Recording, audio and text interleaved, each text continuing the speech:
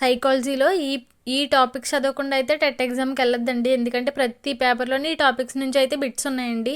నా ఛానల్లో October TET papers explain చేస్తున్నాను కదా. సో ఈ టాపిక్స్ అన్నిటి నుంచి ఒక 5 or 6 బిట్స్ అయితే కనిపించినాయండి నాకు అన్ని పేపర్లో కలిపి. సో ఒకసారి ఇవేంటో చూద్దాం. ఫస్ట్ వచ్చేసి పిల్లల పెంపక శైలి అండి. అదేనండి సాధికారతత్వ, నిరంకుశత, లైపేజ్ అని ఉంటాయి కదా. సో అవి వీడియో ఒకసారి చూసుకోండి. నెక్స్ట్ పియాజే సిద్ధాంతం గురించి ఎక్కువగా అడుగుతున్నాడండి. సమతాస్థితి, వ్యవస్థీకరణ ఇవన్నీ చూసుకోండి ఒకసారి. ఆలోచన రకాలండి. సమైక్య ఆలోచన, విభిన్న ఆలోచన, సంసర్గ ఆలోచన, మెయిన్ ఈ 3 చాలా ఇంపార్టెంట్ అండి. వాటి నుంచి బిట్స్ చాలా వచ్చినాయి. ఆ 3 ఆలోచనల నుంచి ఎక్కువ వచ్చినాయి అండి. నెక్స్ట్ స్వబుద్ధి నుంచి కూడా బిట్స్ ఎక్కువగా అడుగుతున్నాడు. పరిశోధన అండి. పరిశోధన అయితే 4-5 రకాలు ఉన్నాయి, కానీ మెయిన్గా వర్ణనాత్మక పరిశోధన, ఇంకొకటి చారిత్రక పరిశోధన, ఈ 2 ఎక్కువగా అడుగుతున్నాడు అండి. ఒకసారి చూసుకోండి. నెక్స్ట్ అభ్యసన రకాలండి. ఇది కూడా చాలా ఇంపార్టెంట్ అండి. మొత్తం 9 రకాలు ఉంటాయి కదా. ఇందులో అయితే మెయిన్గా కార్యక్రమయుత అభ్యసన, సాధారణీకరణ అభ్యసన, వాస్తవిక అభ్యసన గురించి అడుగుతున్నాడు. నెక్స్ట్ అభ్యసన నియమాలు. ఈ అభ్యసన నియమాలు ఉంటాయి కదండి నార్మల్గా, తారండైక్, సంసిద్ధత, అభ్యసన ఫలిత నియమం.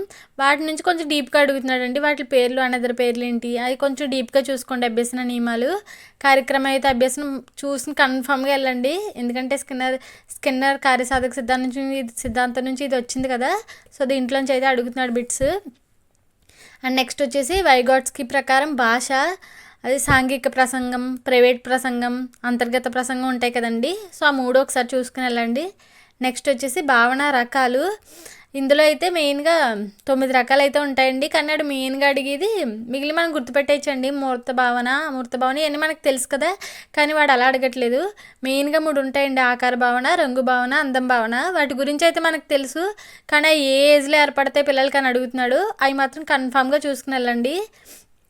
అర్థమైంది కదండి. అంటే ఫర్ ఎగ్జాంపుల్ ఆకార భావన 3 సంవత్సరాలకి ఏర్పడుతుంది, అందం భావన 5 సంవత్సరాల తర్వాత ఏర్పడుతుంది పిల్లలకి అనేది ఉంటాయి. ఒకసారి అవి చూసుకుని వెళ్ళండి. నెక్స్ట్ వచ్చేసి ప్రత్యక్షం అండి. ప్రత్యక్షంలో 4 నియమాలు ఉంటాయి కదా: అవిరళ, సామీప్య, సామ్య, పూర్ణ, ఆకృతి క్షేత్ర. ఇవి మాత్రం కన్ఫామ్గా చూసుకుని వెళ్ళండి. చాలా ఇంపార్టెంట్. ఇందులో బిట్ అయితే కన్ఫామ్ ఉంటుందండి.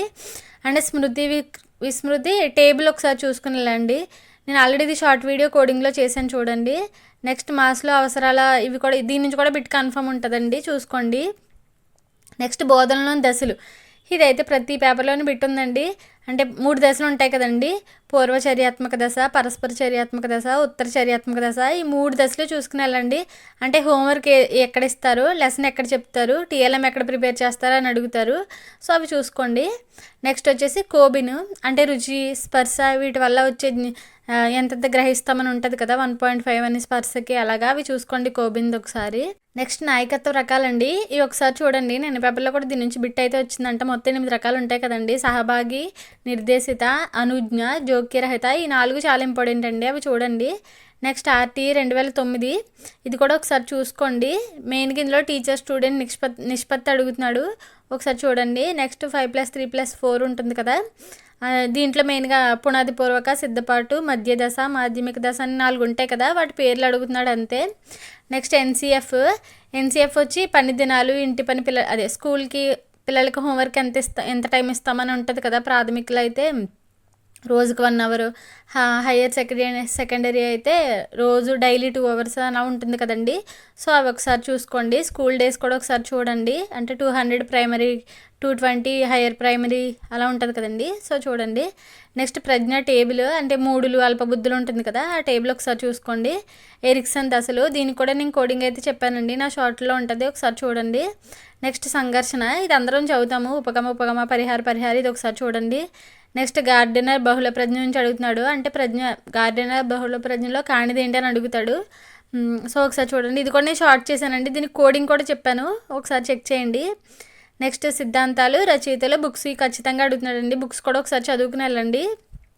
సిద్ధాంతాలు ఎలాగా అందరం చదువుతాం కదా. నెక్స్ట్ వచ్చి ఎన్పిఈ 2020 అండి, అది టేబుల్ ఒకసారి చూసుకుని వెళ్ళండి. నెక్స్ట్ వికాస సూత్రాలు, దీని నుంచి అయితే ప్రతి పేపర్లో బిట్ ఉంటుంది, ఇది ఎలాగ మనం చదువుతాం.